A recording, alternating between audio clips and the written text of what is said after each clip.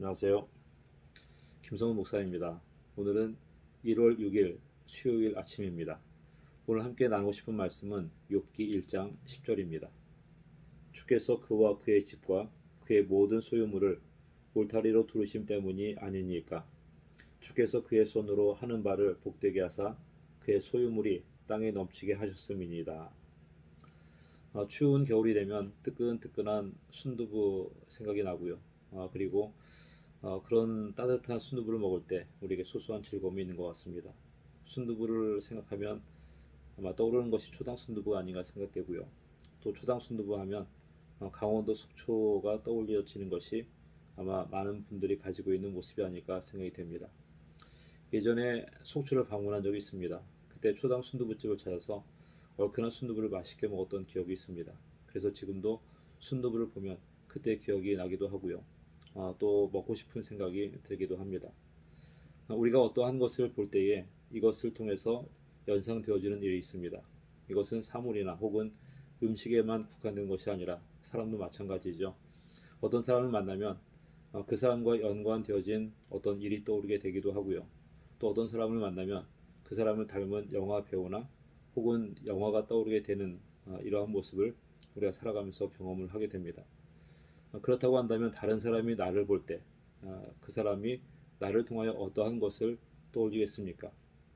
오늘 말씀을 보면 사탄이 욥을 봤을 때 연상됐던 또 생각했던 모습에 대한 이야기를 하고 있는데, 사탄이 두루 다니다가 욥이라고 하는 사람을 만나게 되고요.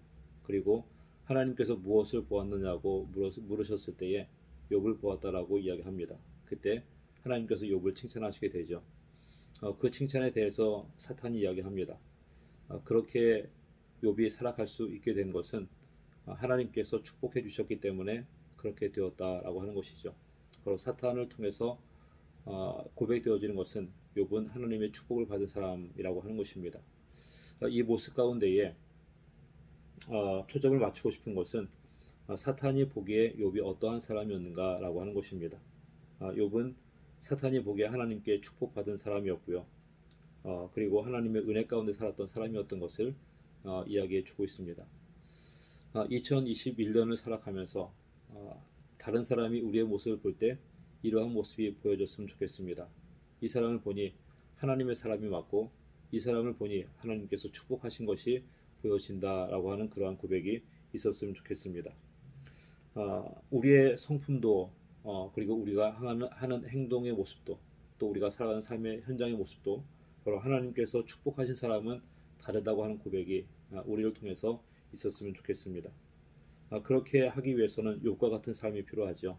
욥이 하나님을 경외했던 것처럼, 그리고 욥이 하나님을 바로 섬기며 예배했던 것처럼, 그리고 욥이 악에서 떠난 것처럼 이러한 모습이 우리 가운데 있을 때에 하나님은 우리를 축복해 주시게 되고 다른 사람을 통해서 우리의 모습을 통해 보여지는 것이 하나님의 축복의 모습이 될 것입니다.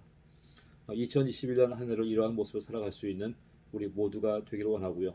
그렇게 하나님의 은혜를 함께 나눌 수 있는 주님의 백성 되시기를 주님의 이름으로 축원을 드립니다.